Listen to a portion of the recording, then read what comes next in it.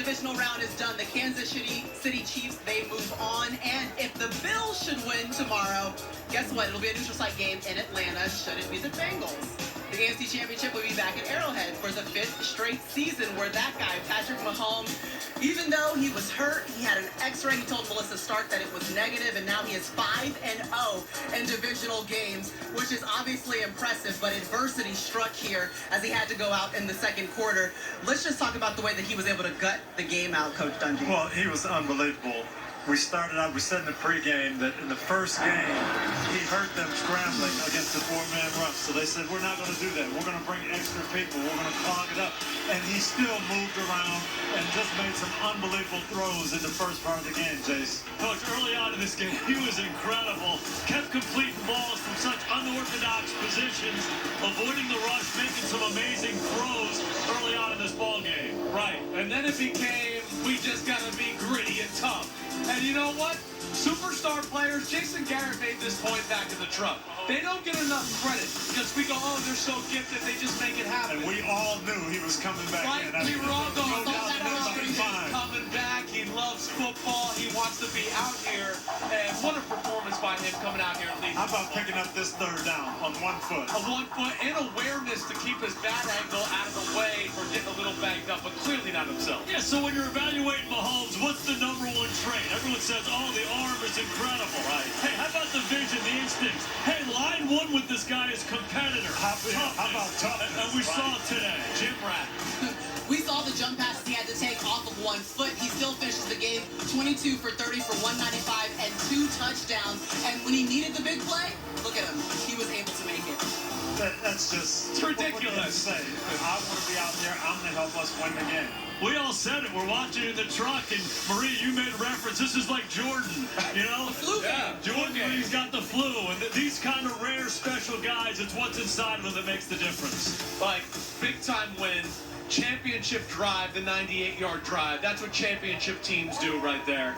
And then, of course, they got just everything you need as a team to where you can see them being alive here. Hey, and they absolutely needed Chad Henne. I mean, you heard Travis Kelce. Anything's possible. He comes right in with the 98-yard drive and gets a score while the starting quarterback, Patrick Mahomes, is on the side. As a coach, you appreciate that backup quarterback who's ready to go when his number is called. They're back at the 2-yard line, and they just ran their offense. Hey, Coach, you have no idea if you're a backup quarterback and the starter goes down, and now you got to go in with this crowd, with this environment. Chad Henne didn't blink. What I loved after the ball game when those guys used the word team. Team again. Pacheco was a part of it. Henne was a part of it. Every one of these guys, teams wins championships. They showed they can do that today. I agree with you. The big thing that jumped off to me when Melissa Stark did the interview with them is the camaraderie they have tomorrow, right? They're going to watch the game as a team, and they're going to sit there and root for one of them, but it's a special group. It really is. And they've been carrying, Mahomes has been carrying them for a while. It was good to see them carrying him a little. Yeah, Isaiah Pacheco, 12 carries, 95 yards. Travis Kelce, another critical player who obviously is going to step up when his main man goes down, and that's exactly what he did, Jack Collinsworth and Rodney Harrison. Maria, it is exactly what he's done. It's what he's always done. And how about Travis Kelce, man? He knew his quarterbacks was hurting. In the biggest moments, you know exactly who they're going to go to. Why is it that nobody can still stop him? This is our fourth game covering the Kansas City Chiefs, and I say it every single time. You cannot play zone coverage against Travis Kelce and Patrick Mahomes. It's too easy, especially if you're not getting pressure on the quarterback. You got to get him off the line. You got to hit him. You got to reroute him. Double team him in the red zone. He's not getting paid all that money to block. So when he blocks, it's a lie. Make sure you keep your eyes on him, and obviously the pick routes. Just so disappointing time and time again. You see these defensive coordinators. What the heck are they watching? Are they watching tape? What are they doing with their time? And Ronnie, how about this offensive line of the Chiefs? You know Mahomes can't move around like he normally does to create that second throwing point. But even when he could move, they were still keeping him. That's a great question. And the thing about it is we always talk about the Philadelphia Eagles having a great offensive line. We talk about the Detroit Lions, but we rarely talk about the Kansas City Chiefs, and they enable Patrick Mahomes to be able to run around and make these magical plays. It's truly incredible. And the toughness that he was able to display. Are you kidding me? Have you ever had a sprained ankle to have to run around and throw and have 300-pound guys come at you? It was just unbelievable what he was able to do. And when Jacksonville, they cut that to a 3-point game, ball goes back into the hands of Patrick Mahomes. What did he do? Championship-style drive, taking him right down the field. Let's go back over to Maria Taylor. Well, when you head to your 5th consecutive AFC matchup, you're probably going to have a celebration inside the locker room. Let's take a listen to Andy Reid getting his team fired up post-game. Heck of a job. Hell yeah. Hell yeah. Big old line. Nice job. Yes, sir. Yes, sir. Let's get one cheap. How about those? Hey, great team win today, everybody. Coach said it, everybody had a part in this. Get off your feet these next few days. Come ready to go next week. Chiefs on 3, 1, 2, 3. No more true words ever said. Everybody had a part in that. Now remember, if they play the Bills, should they advance, it'll be a neutral site in Atlanta, or they could host the Bengals here. If you are the Chiefs, who are you rooting for tomorrow to win? If they're going to be honest, they're going to say, we want Cincinnati to win. They want to be here in front of these fans, and they want to play Cincinnati, who's beaten them 3 times. Exactly right. Cincinnati's been their kryptonite, so I think as competitors, they want Cincinnati at their place. I would agree. I think it's become personal. Burrow's beaten Mahomes 3 times. Yeah. He doesn't like that. And also, the Bengals are not at full strength with their offensive line, where I think Chris Jones could have a field day. Yeah, 3 of their starting offensive linemen are out for the Bengals.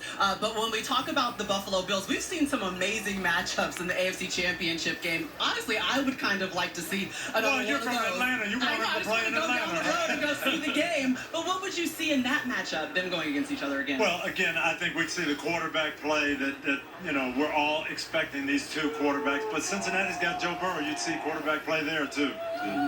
It's an amazing matchup, either one. KC, Buffalo.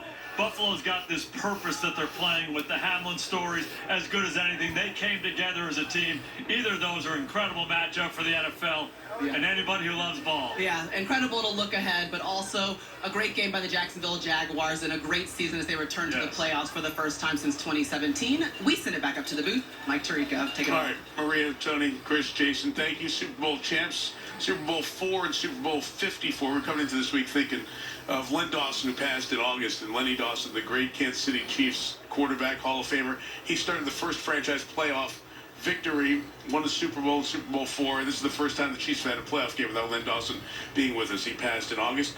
Can they make it 2 Super Bowl titles in 3 years? That would take this team to another level. Yeah, and I think this team has gone to another level. You know, when you talk about losing a player like Tyreek Hill, and you saw the kind of year that he had in Miami, and yet they basically changed their style of offense. Now they're a little bit more ball control. And how many times do we come in and we talk about the same 2 guys, right? Patrick Mahomes, and we talk about Chris Jones on defense. Well, tonight, neither one of those guys had dominant performances for various reasons, and yet it was all the other players that really made it happen. And when you get that kind of team going and headed towards the Super Bowl, you have a real chance. Try to get to a 3rd Super Bowl in 4 years and win a 2nd in 4 years would take us to another level of appreciation of a 5-year dominant run that includes another conference championship. You mentioned it's not just the stars, it's the team.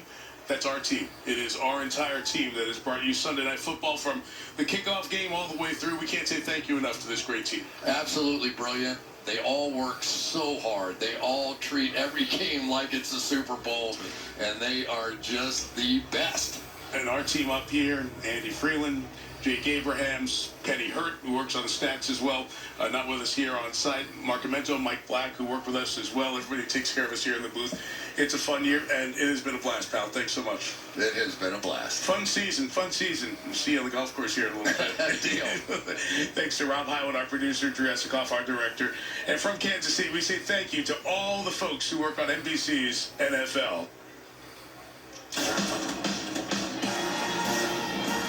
Got it all tonight on Sunday Night Football.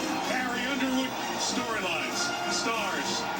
Season 17 of Sunday Night Football on NBC. On the move, Mahomes stops, spins, flips it forward for the touchdown to Edwards-Helaire. Stop it. Stop it. He has brought his A game out here tonight. For just the 3rd time in their franchise history, the Eagles are 5-0 to start the season. They're a fast football team. I could push the ball down the field. Oh, someone else. I believe you could too, Coach. Absolutely. Nick Moore snaps it. Jordan Stout holds it. Justin wins it for Baltimore. The missed kicks in pregame, 6 out of 19, not an issue. Well, it's a good thing they don't keep stats for pregame warm-ups. 3rd and 9. Mahomes gets out. Mahomes on the run. At the 10, at the 5, to the goal line. In for the touchdown. The man with the golden arm did it with his legs. Josh Allen, have a great year. Thanks Peter, a lot. appreciate you. Oh, for NBC Sports, Bills Camp, this is Peter King. All the best to you. You still got it? First and goal. Here is Kelsey with some blockers to the outside. Bounced it to the outside. And strolls into the end zone. Underneath Kelsey. He's got it on the run. Kelsey first down. And more. Kelsey touchdown. He's done it again. Coming across to the left. On the run, Kelsey. Kelsey touchdown. The hat trick. Fly, Eagles, fly. I never thought I'd say this in my life. But Fly, Eagles, fly. This is a double cheek push here. Now, when he goes off that way, sometimes you only get a single cheek. you've literally been the center of player safety and concussion protocol. When I hear guys saying this is the tool rule, I don't want to be known as that. CTE takes you to a dark place, and I want these players to know it's not worth it. Switch seek over. He's got it. And he's got it. Elliott, touchdown. Oh, and they going over to the kennel. Kennel time. They'll run up the middle. And he fights for the first down, but he lost the ball. Gilman kicked it out. It's still free. Tyreek Hill, look out. Tyreek Hill might go. Tyreek Hill was right on the spot, and he's gone for a touchdown. Unbelievable. Unbelievable, Tyreek. It was 1 week ago tonight that everybody on Sunday Night Football had to make a prediction with the Dolphins and the Chargers, and it seems like there was consensus, and we all know how that would have been. From the 10, 2nd and 18. Thibodeau got there, got the ball out. Scooped it and scored. Touchdown, Giants. Kayvon Thibodeau. Steelers must win to stay alive. Pickett, flush, pressure, throws on the run. Caught by Harris for a touchdown. Oh, what a play. And the Steelers take the lead. 4 turnovers last week. You absolutely stunk. Kind of remind me, I'm just saying, it reminded me of the days that I used to pick you off. I love what Naheem said. You know, the wings of DeMar Hamlin on their back lifted them throughout. First of all, I got to point out this little kid and how crazy he is. What is wrong with him? He has no shirt. I'm going to tell you who I'm going to pick.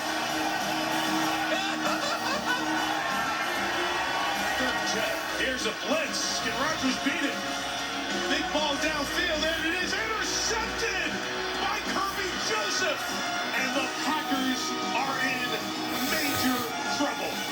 3rd and goal coming up. Right around Huntley. He reaches. Throw that ball out. That's live. Back the other way. Sam Hubbard. The Cincinnati Kid. Hubbard's got a convoy. Chased by Andrews. At the 30. The 20. He will score.